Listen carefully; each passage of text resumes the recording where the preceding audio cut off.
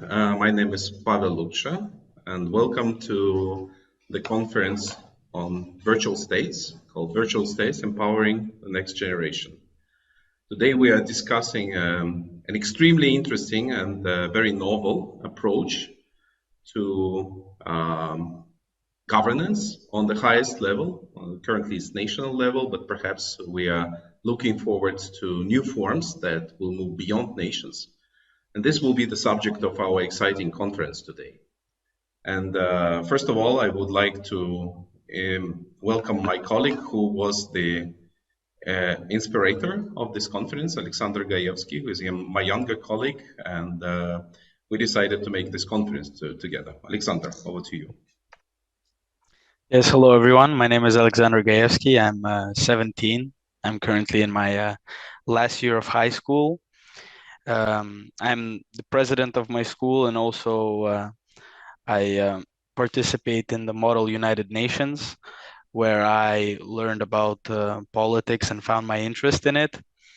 And throughout the last 2 years, I've been more and more interested in the topic of virtual states. I wrote an academic paper about it.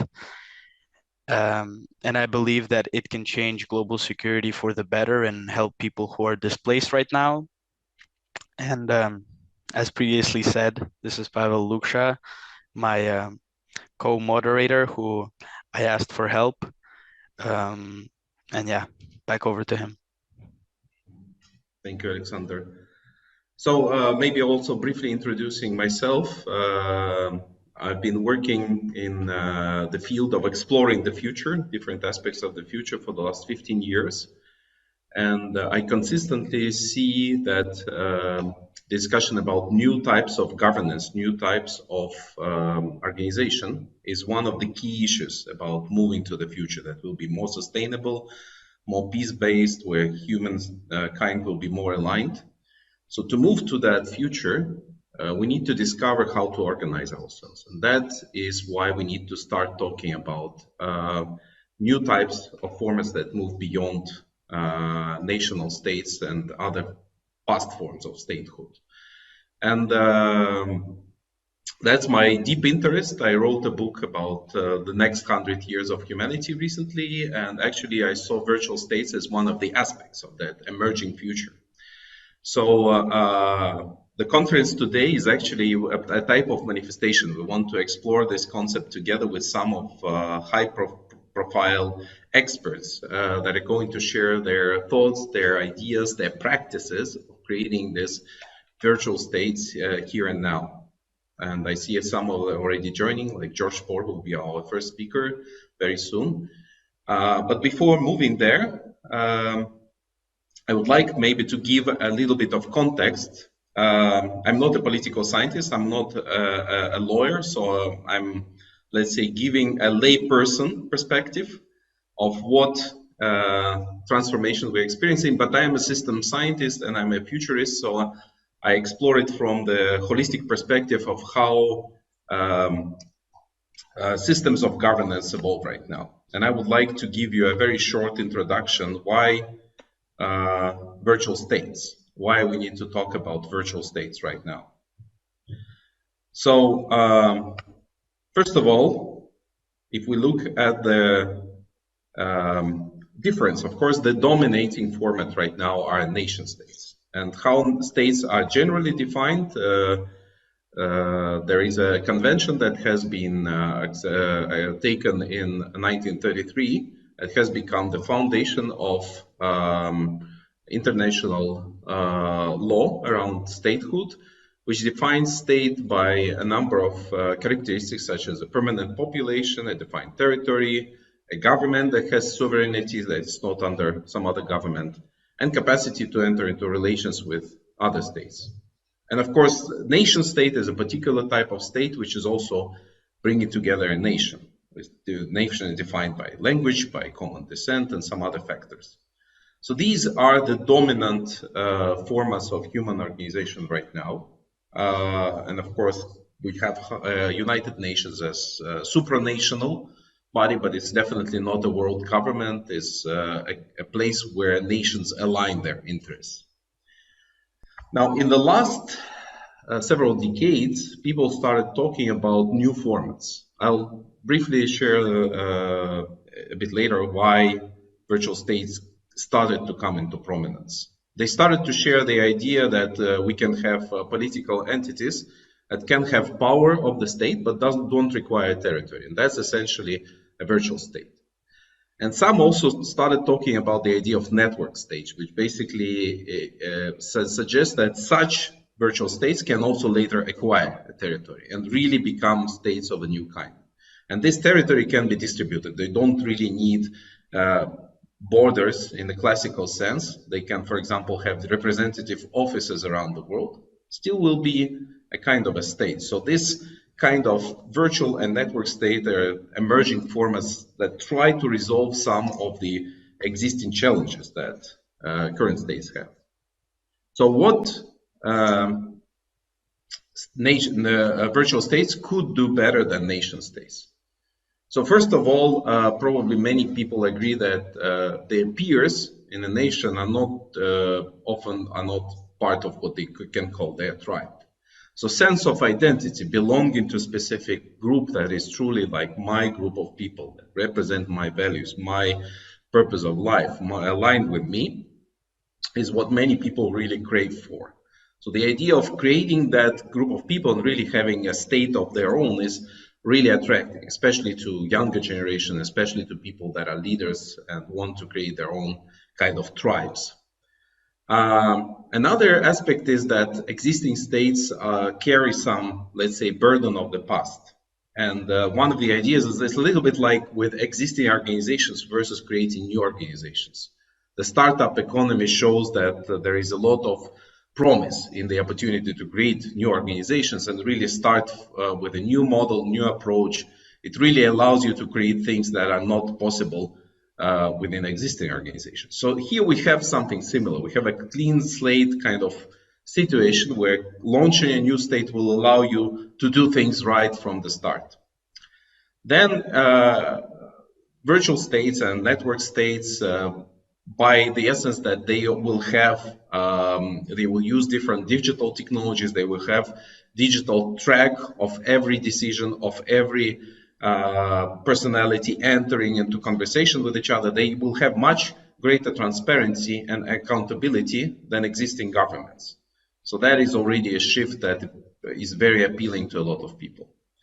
Then, of course, the opportunity that we are bringing right people together, have transparent decisions, allow us to start doing right things in the world. So, for example, creating statehood that can focus on some of the problems that are not resolved today, such as climate change or refugee crisis or many other problems, is actually a possibility that we can see with a virtual state. It may not be so easy to really manifest it, but it's a possibility that we need to think about.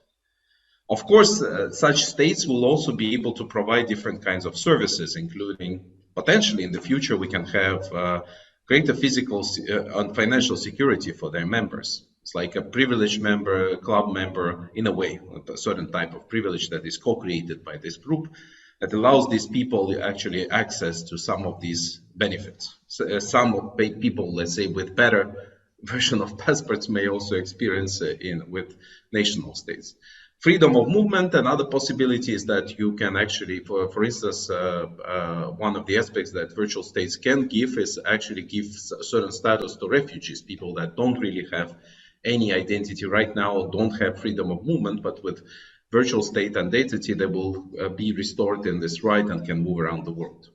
And of course, other things such as opportunity for sharing income, because virtual states can become also like investment groups, invest into different assets, own them collectively and share income that can become universal basic income, and so on and so on. So we can imagine many more possibilities that such a group can create for themselves and for the world. So we can explore this today. We will probably see some interesting cases of how this can be done. Looking at this transition and asking why virtual states now, first of all, let's think about the situation how nation states came into play several centuries ago. So before nation states, we had different kinds of more traditional governance systems, such as feudal system. And they lasted for quite some time, of course. The empires were also there, different kinds of kingdoms, but it was more of a traditional way of hierarchies governing the world with physical power of military that was noble, people ruling over the rest of population. That was the dominant model. And then, at some point in time, which was about 14th century, important inventions came into play, such as printing press, which actually democratized the access to knowledge, because before that, knowledge was only confined to very small groups of educated people that could write, that could share very expensive books that were produced usually by monks. And now we have democratization of knowledge. It was an incredible shift. And also we had democratization of warfare, in a way, because in the invention of firearms kind of created, removed the benefit that these trained knights and noble people had over the rest of population. Now everybody could be actually an army of their own. So that created a kind of age of disruption. We know the stories about 30 Years' War, different conflicts that happened after the Reformation of Catholic Church, the entering of Protestantism, and so on. I don't want to repeat these long lessons in history. I just want to highlight that there was an important disruption happening, which led to the rise of nation states with certain number of agreements, such as Westphalian peace, and the agreement that we need a different type of human organization. And then, of course, I would not call it a stabilization in a way, because that was the period when nation states brought some of the most massive wars in the human history, such as the World War I and World War II. But in a way, we entered a new type of governance, so a kind of new, let's say, level of stability in terms of organizational forms. But now we have a new type of disruption. 30 years ago, the internet has become a widespread technology. Artificial intelligence recently started to proliferate. Now we have also autonomous robotics, including military robotics, that start to be more and more actively used. And years ahead, this will certainly influence our common reality. Everyone will have access to these technologies. They will not allow the present forms of governance to stay in place as they used to be. So we are entering into a period of disruption that may end in a new stability, where on one hand, nation states will look for new forms of organization, becoming more kind of platforms. If you think about China and the way it uses social ranking, it actually already tries to turn itself into a kind of digital platform for all of its citizens. At the same time, we will see opportunity for new types of statehood to come in, and that's where virtual states will play their role. We'll probably see other forms of organization. Maybe we will see some kind of world government that will result from alignment between these different states. Maybe we will see some role of artificial intelligence. We'll hear today, hopefully, from George, his prediction about the role of AI and whether we should expect some AI overloads. To summarize and to let the conference move on, I would like to highlight the following ideas coming from this introduction. So first of all, we are living in the period of disruption that only begins right now. And we have an influx of different technologies that are seriously undermining the existing model of statehood. AI, blockchain, autonomous robotics, all kinds of nanotechnology, biotechnology, neurotechnology, they will definitely change the world, and the world will not be the same as it used to be. And more likely than not, we will see most of new forms of governance will be network-based, identity-based, and not really territory-based. But in this period of time, of course, as it used to be in the past, states that are controlling essential resources and controlling territories will not allow this process to happen automatically. They will not allow it just to occur. They will try to play their role. They will try to block it. It will be a challenging period of time that will probably see many conflicts, but hopefully resulting in more harmonious future ahead of us. So that is my introduction, and this is where I would like to use this opportunity to hear more from a person I deeply respect and a person who is, I think, one of really deep experts on how technologies will influence our future, George Bohr, who has been studying this kind of subject, not only studying, but also experimenting and facilitating many of these experiments around the globe for many years. George, you sometimes are called techno shaman, so I think that's a right way to describe your role in the world. You are actually making miracles with technology, including digital technology. So let's hear from you, and let's see what are your ideas around this.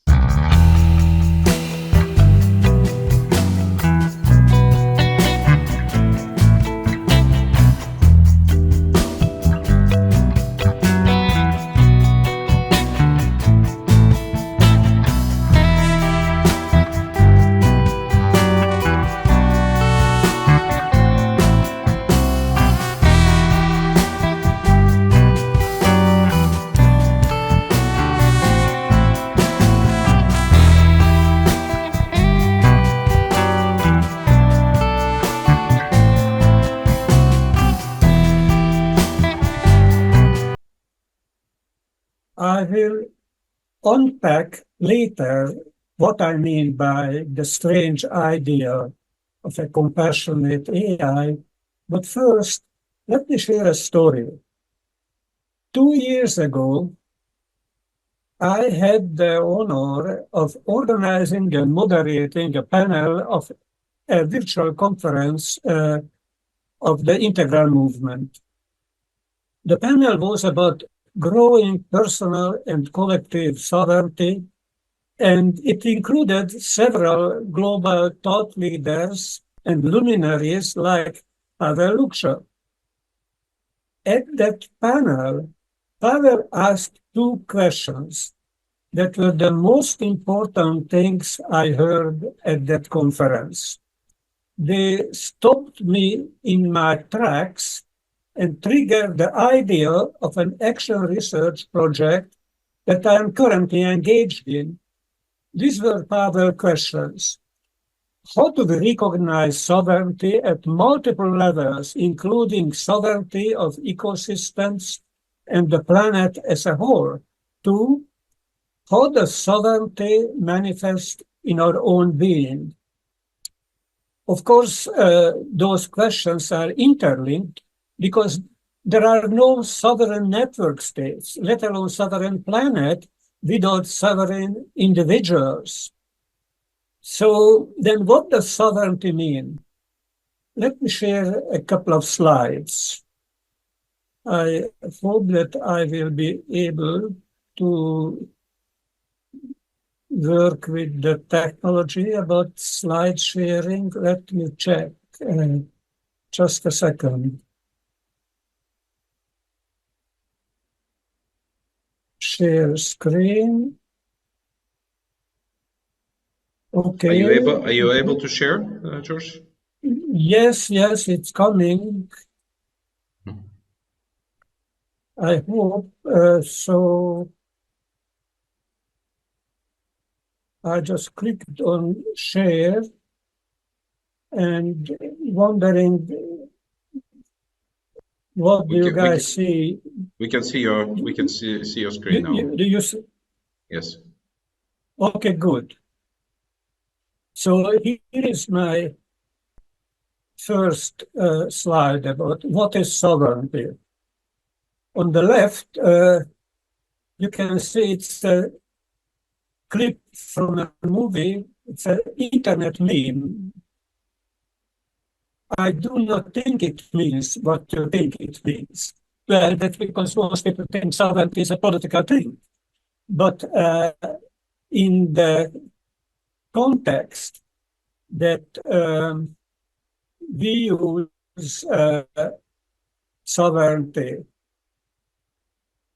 in this presentation and in my action research also,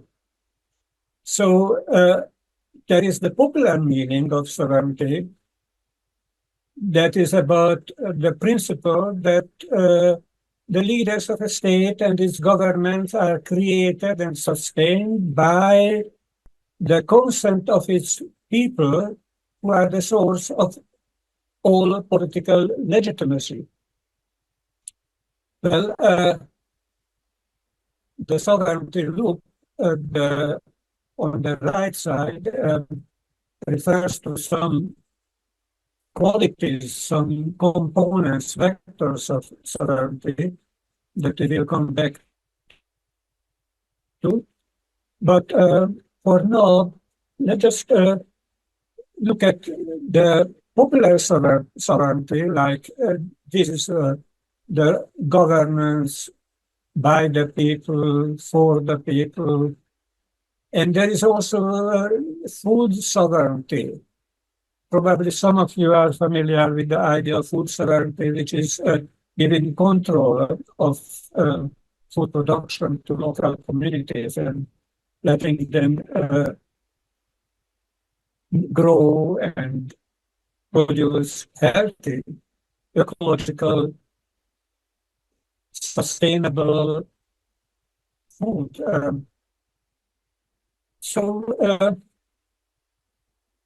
There is then the story of the network state. For me, it started in 1981 when I emigrated to California and read the book that all of my new friends were buzzing about. It was The Network Nation, Human Communication via Computer. So it was published in 1979. And I read it as soon as I arrived. And then it was really a life-changing event for me, because I immediately got a computer and became a designer and facilitator of one of the first virtual communities.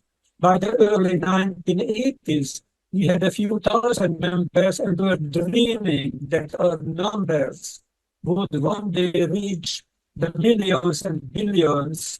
I am lucky that I can be here with you today and talk about virtual states. In his book, The Network State, Balaji Srinivasan wrote something very intriguing about the opportunity to start a country from a computer.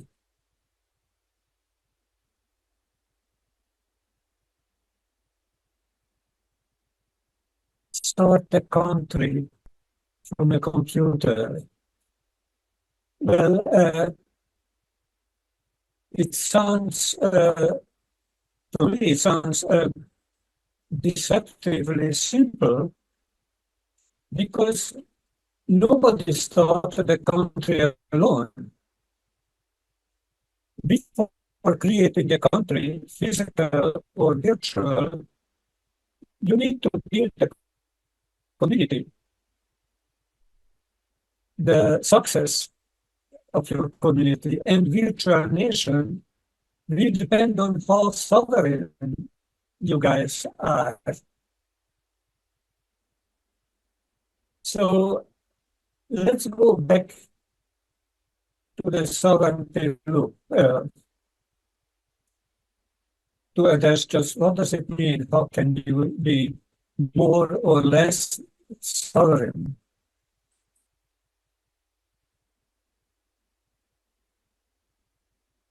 So the three vectors of sovereignty and also of wisdom is sensing, meaning making, and choice making. And they are kind of building on each other.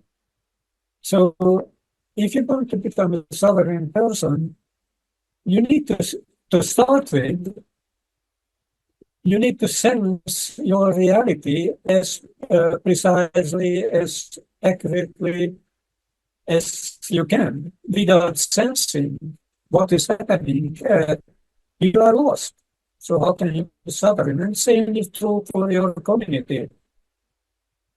The more accurately you and your community can perceive your internal and external environment, the better are the chances that, at least in this quality of sovereignty, in the sensing, you are getting better and better, and then building on that, the next loop, meaning making,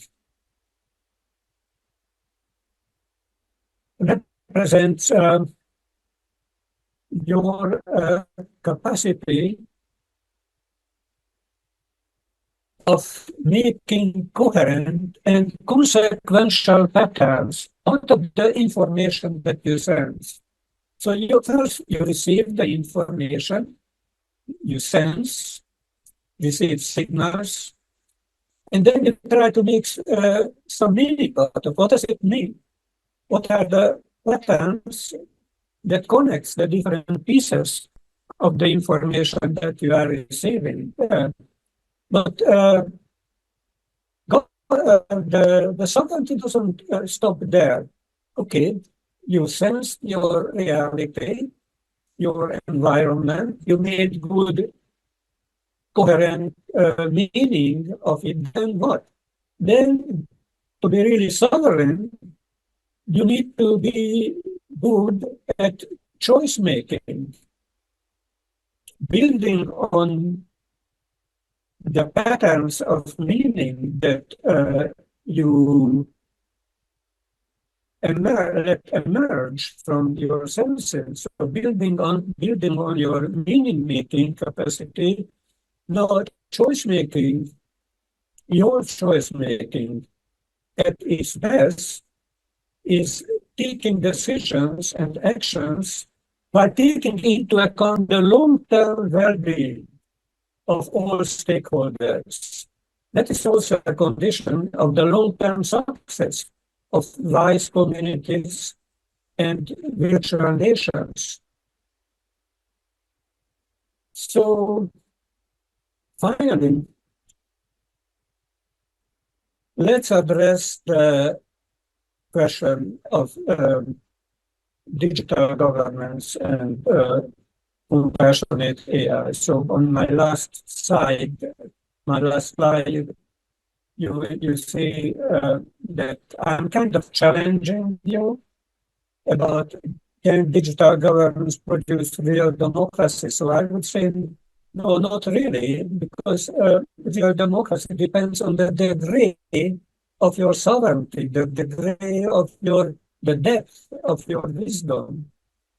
AI can be a partner, but it also can serve very nefarious, very bad objectives, like bad actors can use AI to increase the exploitation of human resources and the resources of the planet.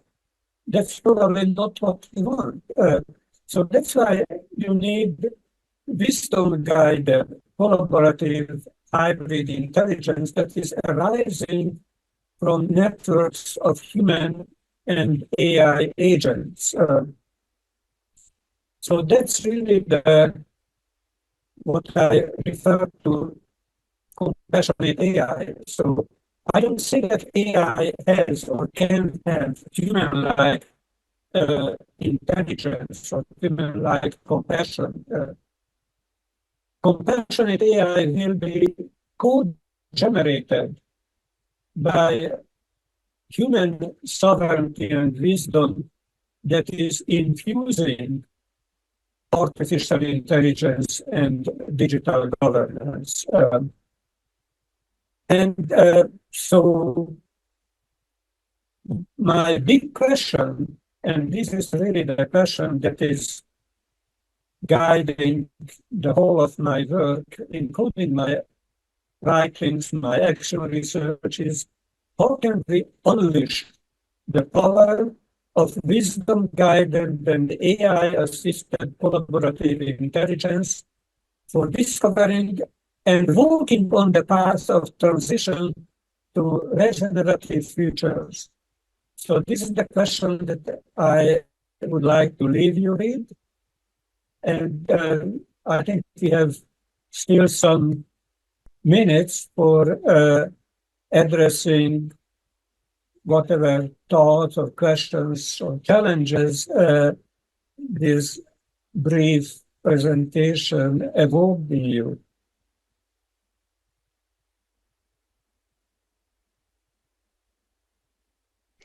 Thank you so much for the presentation, Mr. Poor. And I personally have a question, especially about the wisdom-guided collaborative hybrid intelligence and in general with artificial intelligence. I mean, with its further development, do you believe that the people in possession of this development can kind of take a form of a world government and kind of monopolize the situation? So what we are asking whether people using AI can form a world government and using AI to monopolize their power. This is what we are asking? Yes. Yeah, that's certainly, I don't think it's a real danger, but it's a real fear in the mind of many people. And I don't think that anybody or any combination of bad actors would be capable to form a world government without our consent. Because how could any group of people control a complex living system which is as large as 8, 9, maybe 10 billion people? I don't think that it can be achieved. Even the United Nations that tried quite hard to create some world consensus, and obviously it couldn't reach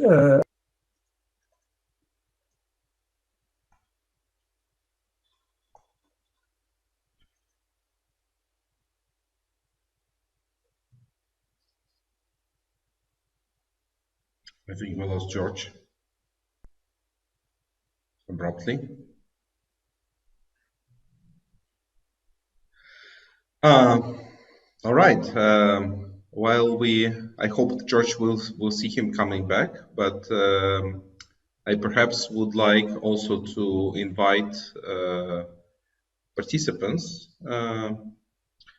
to share. Are you seeing this risk of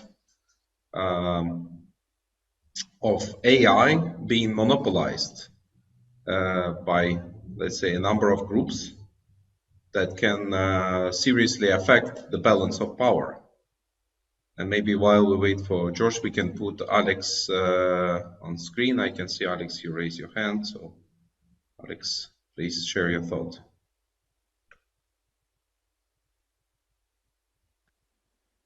Thank you. Yeah, no, we just looking at today's scenario and what not even AI but technology overall and the power that it actually wields in our society over our environment. AI is just currently amplifying that, and society was not ready for or did not understand how social media, for instance, impacted society, impacted democracy. AI is kind of the evolution and that on steroids. And so to the extent of power dynamics and how it influences democracy, our systems, and so forth. The fact is that it's being developed and deployed in the minds and perspectives of the very few. Unfortunately, we don't have the vehicles right now to democratize access to, but all more importantly, and we wrote, and I'll attach the link to it. We wrote and presented a science brief to the UN last year, which focused on was a response to the UN Science, Technology, and Innovation Forum, saying that we need to transfer developed technology to the global south and marginalized communities, which we find like that's great. We need to provide access to tools and resources, but you're also missing the point. We need to provide inclusion into how we develop technology, how we deploy the technology. Unless we do that, it's being developed in the minds of Silicon Valley's Toronto. I'm from Toronto, but in the centers of innovation, current innovation hubs, and that's what we need to step outside. A lot of our work is focused on how do we. This is an opportunity, especially around AI, where sectors such as nonprofits, philanthropy, and also marginalized communities can actually go from being takers of technology to engaging how we develop technology. But we're talking about a moment in time. If we don't provide those vehicles today, I estimate that we have 3 to 5 years to get there. And if we do not, those social inequities that have been developed by technology and will be perpetuated and widened, those gaps will be widened by AI to a point where we can't close the gaps. Thank you very much, Alex. I see George has come back, so maybe we'll have an opportunity to hear the final component of your answer, George. Can you hear us all right? Is your connectivity good? By the way, I can say I am quite relieved that digital overlords will not take us anytime soon with this reliability of technology. I think all of us had experiences like this. So we still need human connection, I think, and trust in each other, at least for the next century. I think, George, I'll unmute you. And yes.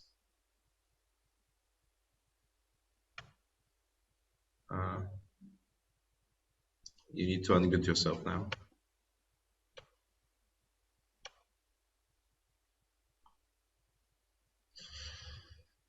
Oh.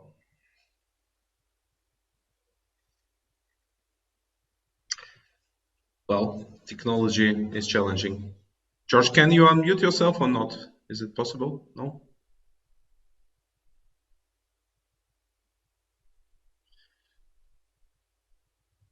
I think there might be some kind of problem.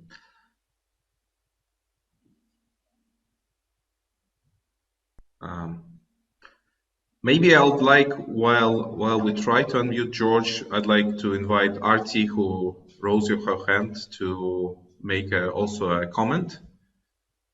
Let me see if we managed to unmute you, Arti. Are you able to unmute yourself? Yes, please. I am. Are you able to hear me? Yes. Fantastic. Thank you so much. And I think this is a great conversation to have. Interestingly, for the high-level political forum, so I work with the UN Commons Cluster. So we write a lot of advocacy papers and declarations for member states to sign.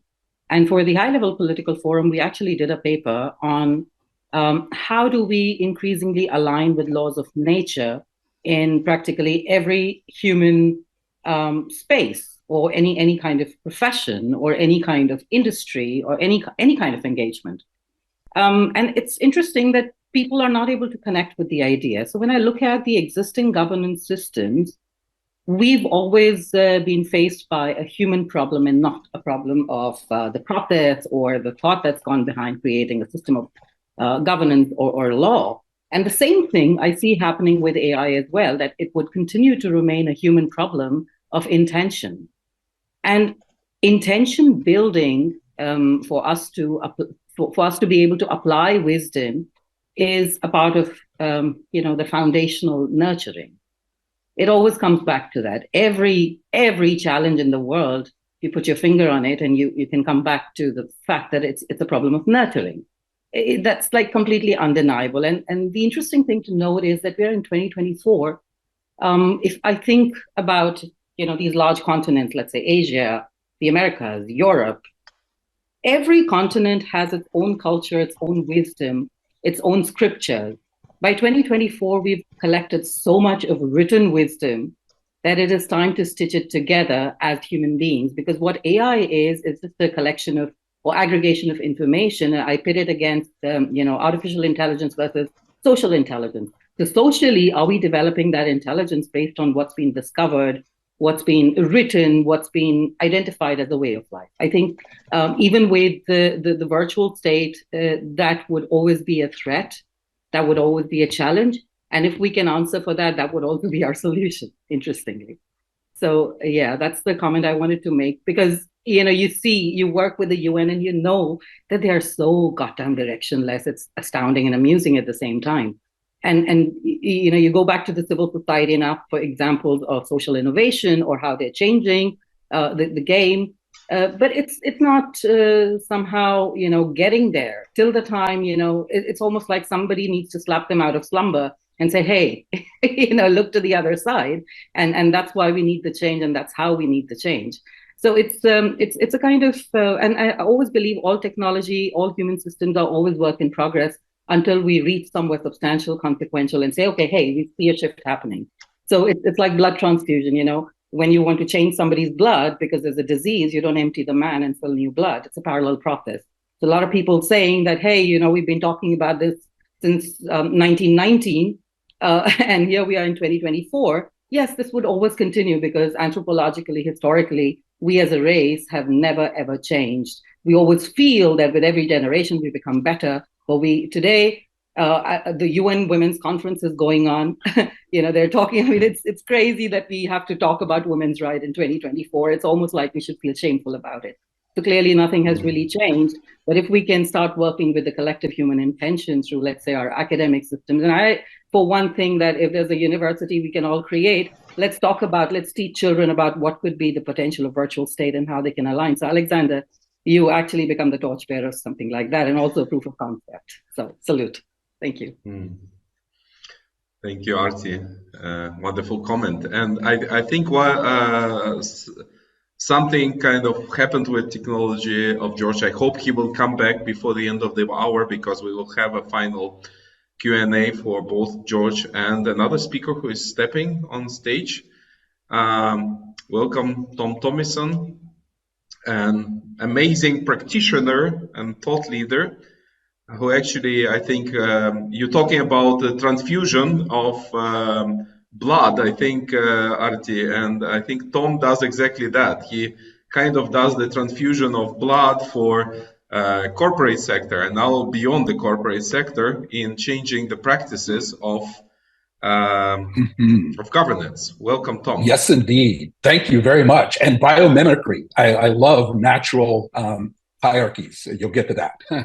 Yes. So weaving all that together. Thank you for having me. I'm happy to be here and share a little bit of my story as it's progressed over the last many years. I'm told I should use a slide deck, so I have one, although I think I could probably do it from just this one slide. I'm going to share my screen. Let's see. And make that full screen. So that should be workable for you. Great. So I am Tom Thomason, and I've been at this decentralization game for quite some time now, since around 2006, when I got totally frustrated with status quo systems, management hierarchy, management consultancies, clever techniques to improve organizational life that fail over and over and over again, and usually for the same reasons. We would try these all brand new change initiatives, leadership development initiatives, total quality management, business process improvement, agile and lean, and all of it. And those are great, but they went back into the same structure that gave rise to the problem in the first place. We didn't actually address the underlying fundamental problem of the power structure and egos at play that are making decisions on behalf of an entire organization. So I got fed up with that, and I was about ready to give up. And in my cynicism, I started to be broken open enough to think about different organizing principles. And I actually got connected to the Integral movement way, way back in the day. I see Marilyn's here, although I don't think we've met personally. We have certainly crossed paths. And so I happened upon meeting another person that was in the same inquiry. And we met in 2006 at a conference in New York, and ultimately came together in 2007 to launch a company to address this power problem. And the company we launched was Holacracy One in 2007. So I'm a co-founder of Holacracy One and bringing Holacracy to the world. For good or for bad, there's a lot of critiques out there, a lot of benefits out there. And so I've been at this since 2007. So this one slide tells a little bit of the story and where I'm going. I'll flesh out some of the details and the other slides. But in 2007, we launched Holacracy into the world. And over the course of several years, got to the point where we actually had a viable replacement for management hierarchy. We actually had a system where there were no bosses, no CEOs, no team leaders, no empowering others from points of authority, and systematizing, creating a rule set that everybody played by the same set of rules. There was not a class system. There was not a status. We were all there for purpose. Everything hung on purpose. Purpose became the new organizing principle or focus. And so we launched that in 2007. And I got a front row seat of actually helping name recognized entrepreneurs leading some really cool companies who were fed up with status quo systems and ready to surrender to a different way of organizing to get purposeful work done. And so I've got to actually help a lot of folks make this transition over the course of 2007 to about 2015. And at that time, I realized, we've kind of had some success of swapping out one power system for another, management hierarchy for a system of rules, but we haven't addressed where power also resides, like in the legal capital structures, officers, boards, directors, shareholders. These are still, in some cases, 17th, 18th century frameworks that we're still using today. Back to the comment about humans just simply don't learn for some reason. And so I launched another company in 2015, Encode.org, and its purpose was to rewrite the rules, to actually take the same principles that we find in Holacracy and in self-organized systems generally, and encode them, that's where it gets its name, into the legal and capital structures and the labor structures. So we want the very same decentralized legal structure as we find in our operational or management structure. And then with systems like Holacracy, where we don't need bosses or leaders leading people, what the heck are we still doing with this notion of employee? Why do we have this archaic construct of employer-employee relationships? We must be able to do better. And so Encode rewrote the labor laws as well to create an end-to-end system in 2016, the for-purpose enterprise. So we legally shifted the fiduciary to purpose. So this is not a for-profit, nor is it a nonprofit or an NGO. It is legally a for-purpose structure, legal entity recognized now in several jurisdictions.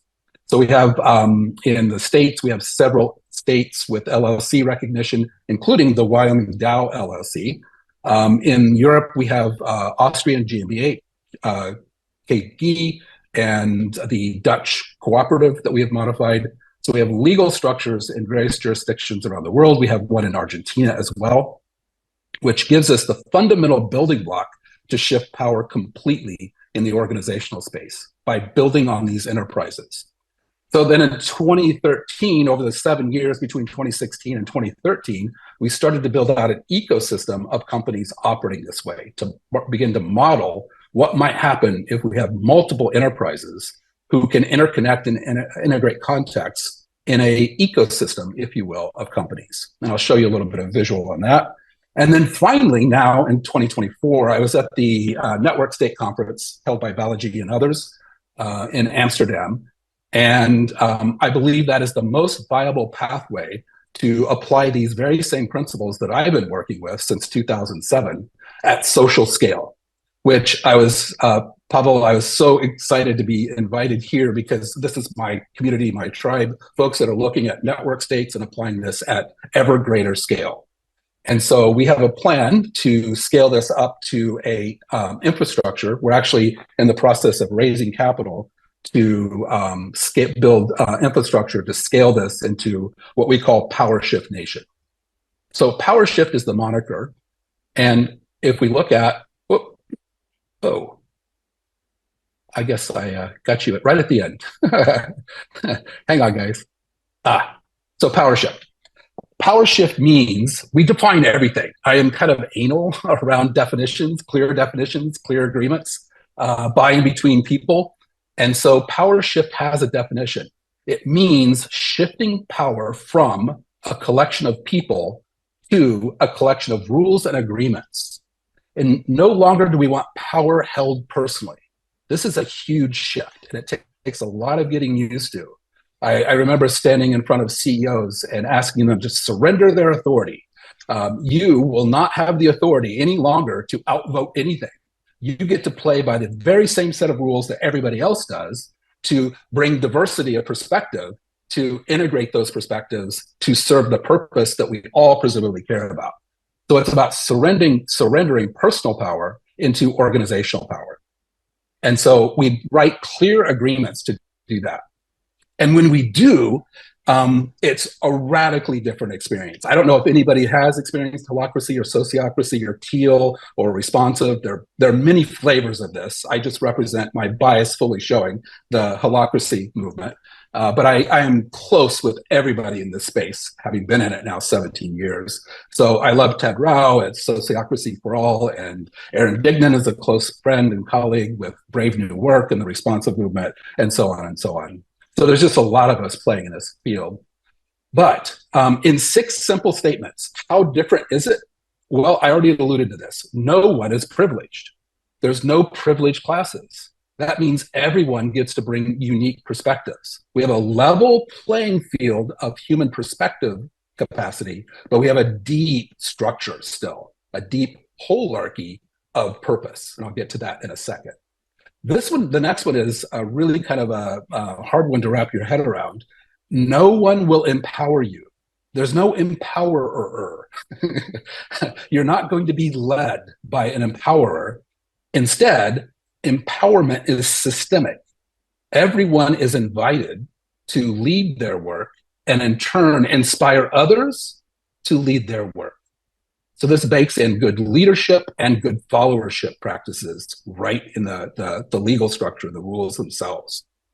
There are no employees, so we eliminated that. So there's no longer a need for an employment relationship.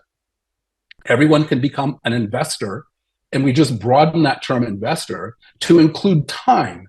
Everybody is contributing their time, right? You're getting out of bed in the morning, you're leaving your dog or your family or your cat or your whatever, and you're going to serve something greater than yourself, a purpose greater than yourself. And so we want to recognize the investment of time as well as money and talent, and not privilege any of those, but account for them. No salaries, so there's no earnings plan, the conventional earnings plans and matrices and banding and all that crazy stuff. Everything is based on contribution to purpose. And we have a very interesting earnings plan that is anchored completely to purpose. Due governance becomes the law of the land. It's not about personal power.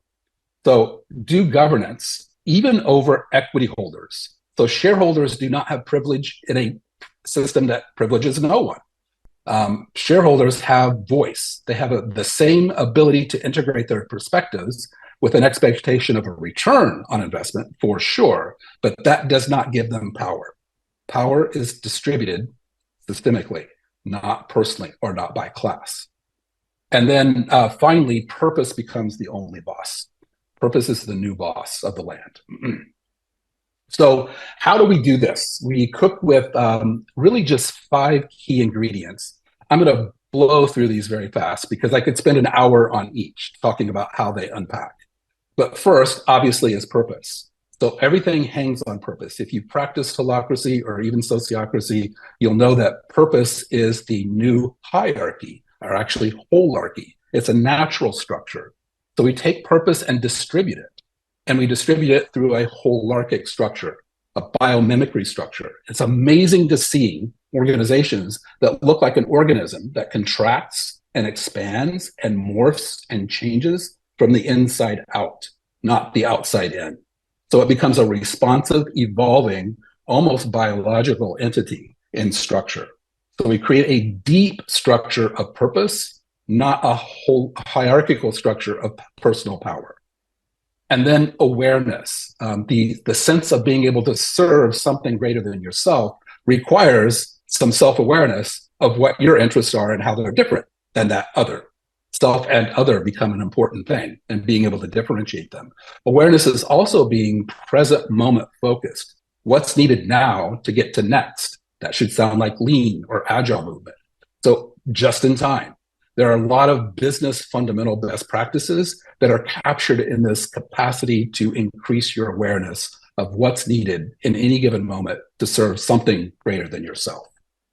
Agency, the ability to act, the freedom to be agentic in the system and not have to ask permission from another, like a boss, but be able to process anything that's coming up for you and to lead the role that you're filling with full agency and authority.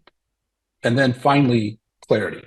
I sometimes say the system biases towards as much transparency and visibility as you can stomach. And it can get really awkward when we're leading a very transparent existence in these organizations. It means you get comfortable with not knowing. You get comfortable with making mistakes because that's where innovation and creativity happen. And so it kind of presses on us humans. Anyway, these 5 fundamentals, there's a white paper that we can link you to at one of the websites that goes into this in more detail. But these are not manifestos. These are not aspirational. These are actually the ingredients that get woven into the code, the legal code. So ENCODE took these principles that are in Holacracy. You can see them easily if you're a Holacracy practitioner. We took those very same principles and we started looking at plastic legal structures, malleable legal structures, where you could change the agreements by and between the civil partners. And we rewrote the rules to encode those 5 ingredients. So ENCODE created this structure called the for-purpose enterprise that I mentioned.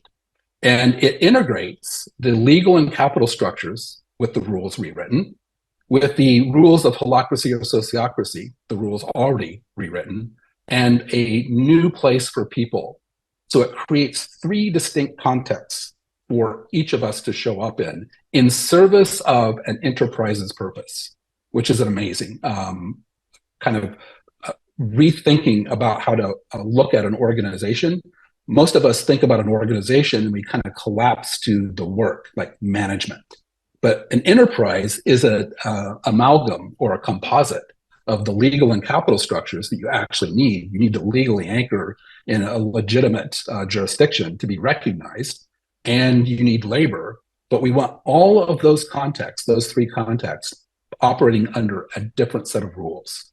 And we have encoded this now, as I said, in several jurisdictions around the world, and have been living in this system for many, many years, since 2015. So this has been a fundamental building block that once perfected, we started to consider, what would this be like about if we started rolling out multiple enterprises and created an ecosystem that's for purpose? And that gave rise to this. The PowerShift ecosystem is something that we've been building out over the last several years. In the far left circle, the blue circle, you'll see a collection of companies. These are for-purpose enterprises that we launched. So I've been busy launching 8 new businesses over the last 7 years, in addition to Holacracy One, and addressing key issues, not because they were from my mind or I had a good idea necessarily. I would get asked at speaking engagements, okay, Tom, this is really cool. This is kind of exotic, but where do you find funding for this? Who's gonna fund a for-purpose endeavor with no boss, no CEO, no founder that's gonna have control? And I did not have good answers. So I decided to create an enterprise with the purpose of sourcing and deploying purpose capital using a different system. And we launched PowerShift Capital in 2019. Same sort of thing with real estate.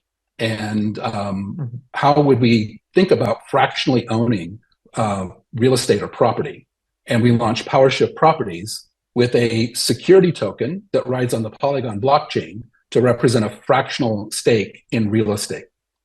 And we've just been launching these companies, these enterprises, over the last several years to build out an ecosystem of companies that give people an opportunity to see what this might look like at a small scale. In addition to the companies and their clients that have adopted the for-purpose enterprise, we have just connected to a whole host of people hungry to see this enter the world. So this middle section we call the power shifters, right? These are thought leaders and authors and companies that are pioneering this. Legal resources, we have some amazing lawyers that we've worked with all over the world. Accountants, because this definitely affects your tax situation and how corporate accounting is done. And then a great number of purpose-aligned communities. So we have communities like Conscious Capitalism, Sociocracy for All, GaiaNet, you probably have heard of, I'm guessing. And so we have close relationships with these communities. And this starts to give us a picture of what it might look like at even broader social scale. So from 2018 to 2023, last year, in the middle one, PowerShift.io is the capstone project. So we soft launched PowerShift.io in October, November of last year. And it is the governing body for the ecosystem. And it is it's minted a utility token, PSTX, you see there. Utility token allows us to account for the value exchanges by and between all of the entities in this ecosystem with the currency of the realm. So we have PSTX that's also minted on the Polygon blockchain that allows us to buy and sell and trade and reward and incentivize and so on activity within the ecosystem that we care about. We actually have 3 tokens that are blockchain based right now in the ecosystem. So this gave us a sense of what we might start thinking about as we scale this up to ever greater social scale, like a network state. So we don't want to leave the DAOs out of the picture, but just a brief timeline here. I'm guessing because I heard just a little bit of the tail end of the conversation that there's a lot of DAO awareness here, which is great, and interest as well. We should be interested in DAOs, but it's kind of had a sketchy start since 2016. And it's got a kind of an interesting pedigree over this timeline. And it's only recently, really, if you look at 2021, where multiple countries and several states in the US have started to legally recognize this entity type so that we can start to integrate it into our legal system to make it a truly viable, legitimate structure. But in most cases, DAOs are still immature from a business process standpoint, and they fall back to the conventional management hierarchy because they don't have necessarily a good replacement. So if you're a DAO with a CEO, I'm going to claim you've missed the mark. if you're a DAO that is voting power based on the holdings and the investment stake you have, wielding your power financially, I'm going to say you've missed the mark. And so I think there will be a lot of folks innovating in this space, including us, where we see at the bottom right, the rise of the PowerShift DAO, operating as a for-purpose enterprise. In other words, bringing all the maturity of business practices like Sociocracy, Holacracy, and Teal, with all the financial, legal, capital upgrades, the elimination of boards, officers, and directors, and the elimination of employees, because DAOs do this really, really well. Everybody shows up with a wallet. That's not an employee. So we've got the basic infrastructure to rethink DAOs and upgrade them to PowerShift DAOs that give you a full, mature approach to expressing enterprise purposes in the world. So as I said, there's global recognition now of the DAO space, which is really cool, giving us more opportunities to legitimize this all across the world. There's still a lot of problems with DAOs, some hurdles that need to be overcome. Legal and operational challenges, I just mentioned a couple of those. Regulatory ambiguity on tokens. What are they? Are they a security? Are you raising capital? Is it a utility? So there's a lot of uncertainty here. And again, back to the power holders. So if you still have personal power that's being wielded or financial power, then you haven't fully decentralized power. So these are some of the opportunities in front of us.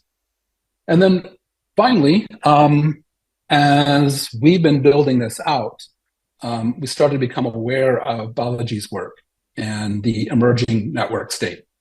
And so I find this fascinating because I think this gives us a model, a framework, a scaffolding to scale these very same principles, these decentralized, self-organized, distributed authority principles at social scale.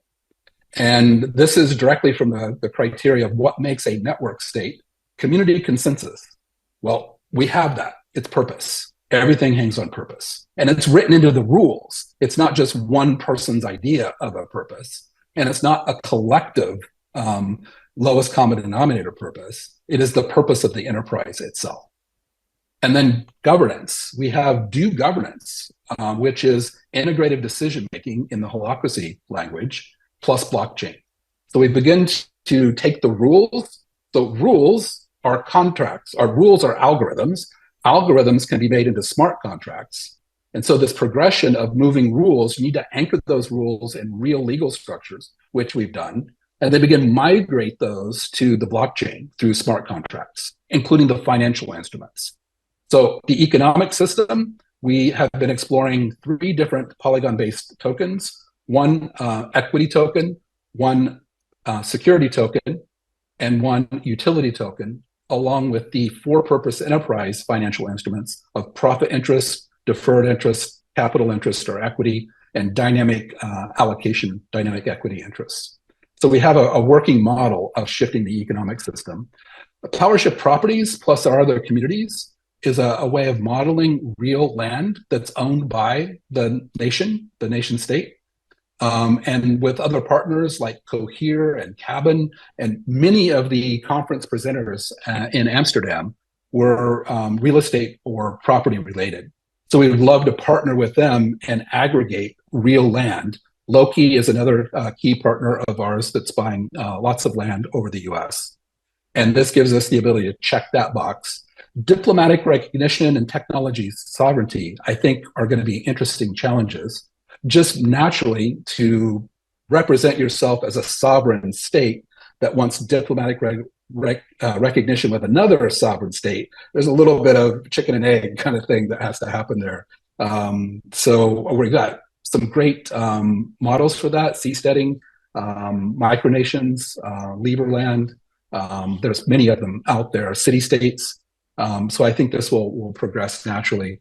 Technology sovereignty will be interesting too. How do we insulate ourselves from the big tech infrastructures that we rely on, including AI, which is a big part of our journey as well.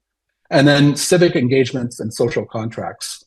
We've been at the contract game for quite some time, including the constitutional rules that you find in Holacracy, and then the legal rules that you find in the rewritten operating agreements, and the social rules in that people context, social and behavior norms by and between people. So we've got a lot to offer, I think, on the social and civic engagement side. So I believe the PowerShift is set up nicely to begin to model scaling infrastructure to build out these principles at social scale. So this has been my journey over the last 17 years that I've given you in 20 minutes. Apologies for the speed. But there's been a lot of progress and a lot of movement and a lot of work by a lot of people to get us to begin contemplating taking these principles at social scale in a network state. And we're excited. We're actually about to raise, we're looking to raise $7 million in infrastructure and scaling capital to begin to pilot this at social scale. So we are just starting our investment round for PowerShift Nation, building upon the PowerShift ecosystem. So that is it in a nutshell. I wanted to stay within my time limit here, and happy to answer any questions.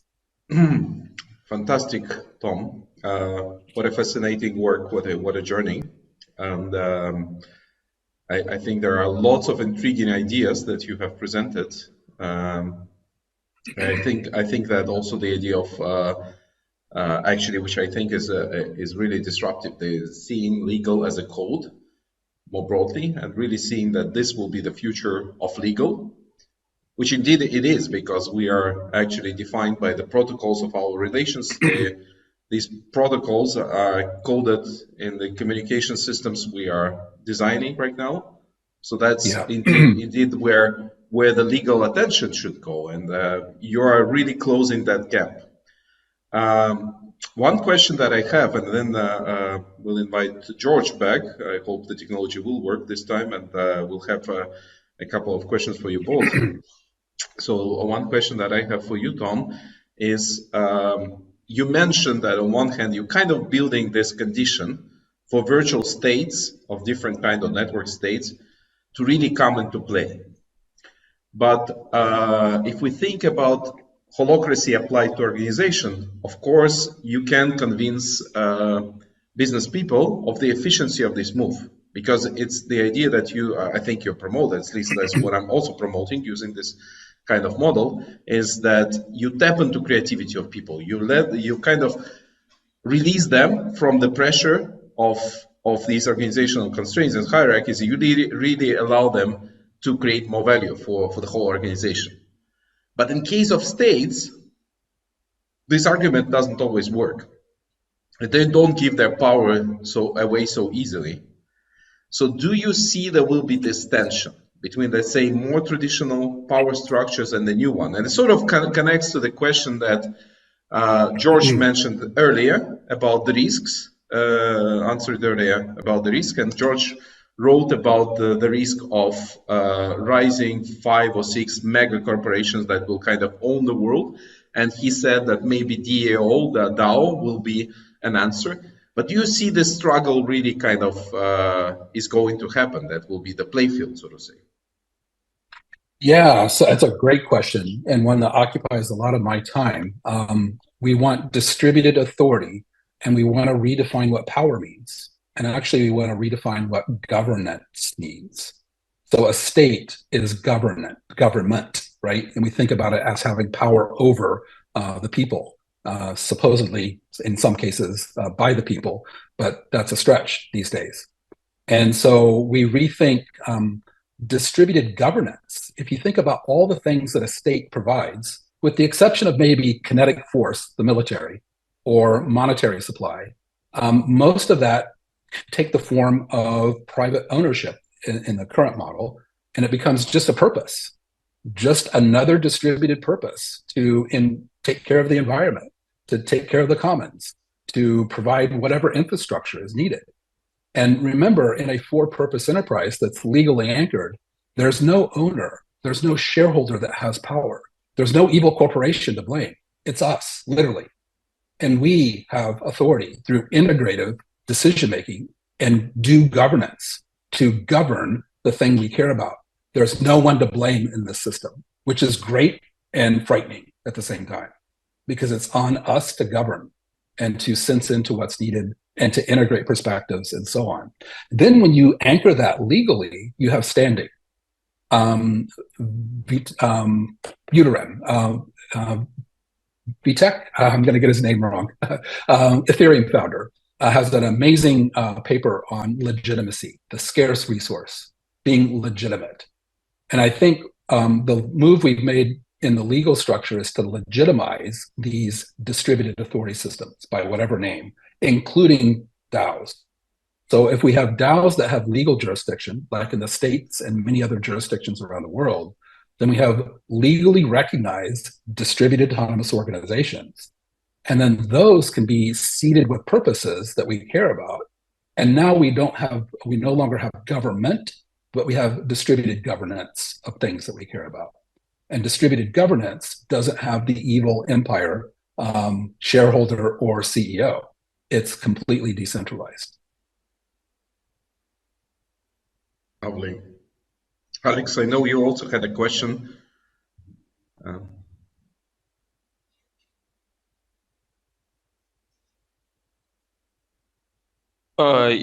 Yes.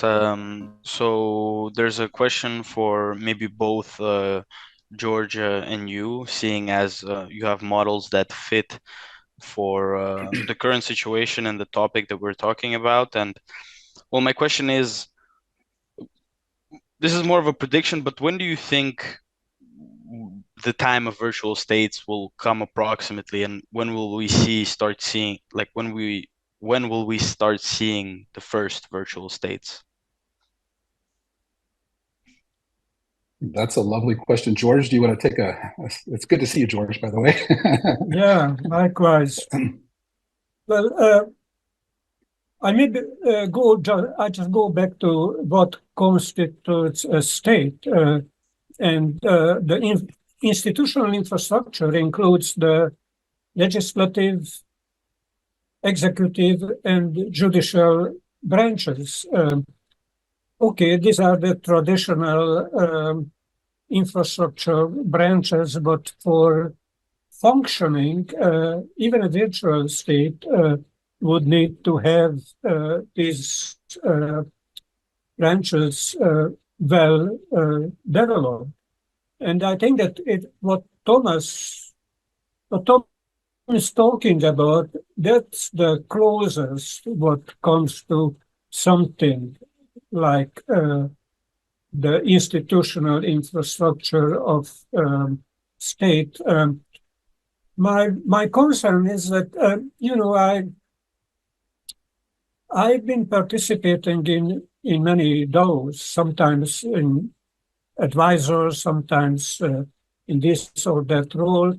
And what I noticed is that no matter how smart is the set of rules, the algorithms, the contracts that operates us, as long as people enter in the DAO with the old consciousness, with behavior run by egos, they are just reproducing the same old shit that brought us to the mess that we are in. So the technical and even the legal structures are easier to develop than the structures of consciousness. And that's why I am not very optimistic about wise virtual states anytime soon. But I don't give up. I've chosen my work on the intersection of consciousness development and institutional development. Well said, George. I couldn't agree more. In fact, over all these years, the chief constraint for seeing this roll out at scale is back to us and our ability to hold perspectives, develop awareness of self and other, and get comfortable with uncertainty, all the things of consciousness development. So much so that the ecosystem launched two enterprises, entheogen-based. So Entheo work is reclaiming the sacredness of work through community and entheogens. And PowerShift Journeys is promoting not psychedelic-assisted psychotherapy, but psychedelic-assisted professional development. So it's leaning on the emergence of psychedelics and their efficacy and ability to break people open to new states, not as a stable state, but as a glimpse of what's possible, as a catalyst for consciousness development, which they've been used for, of course, thousands of years. And so we need a lot of work on us and our ability to hold a new consciousness about our work. Is it sacred to us? And how do we wield power and so on? So couldn't agree more, George.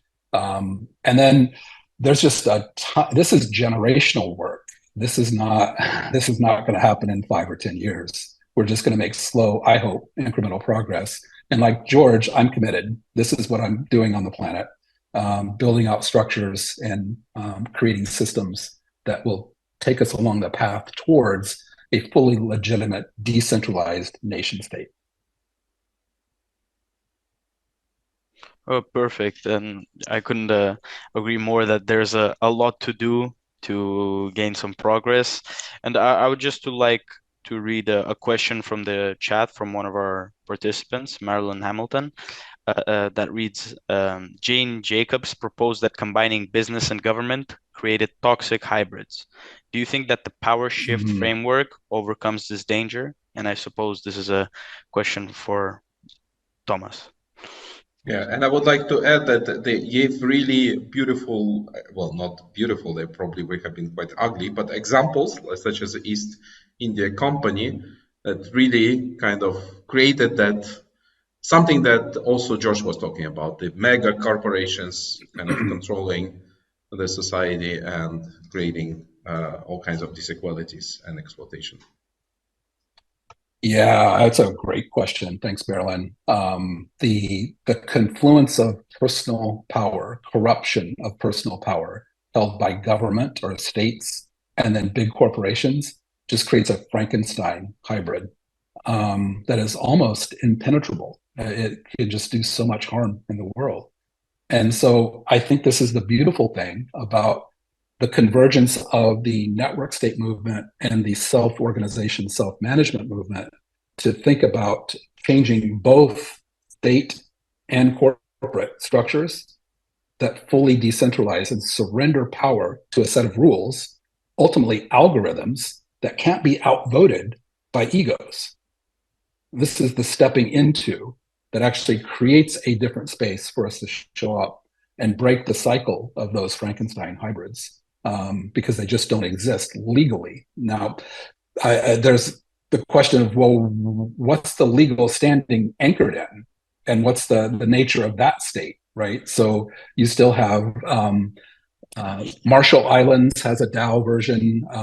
Belgium has the DAO version. There are several flavors of DAOs in the US, but you're still beholden to those countries to somehow honor their commitment. This is all in front of us, I think. Wonderful. Well, I think it has been a rich conversation. I'd like to thank both of you for your wonderful contributions. Amazing, a little thought-provoking, and a lot to digest. So now I would like to propose that we hold a small pause to allow this digestion to happen. Let's take a 5 minutes break and to breathe out, recharge yourself, and let's come back in 5 minutes from now, back into the space. We will have one more exciting panel and then an opportunity to share all of our thoughts for welcoming ideas from the audience. So let's, in 5 minutes, reconvene here. Thank you, everybody. Have a great rest of your conference.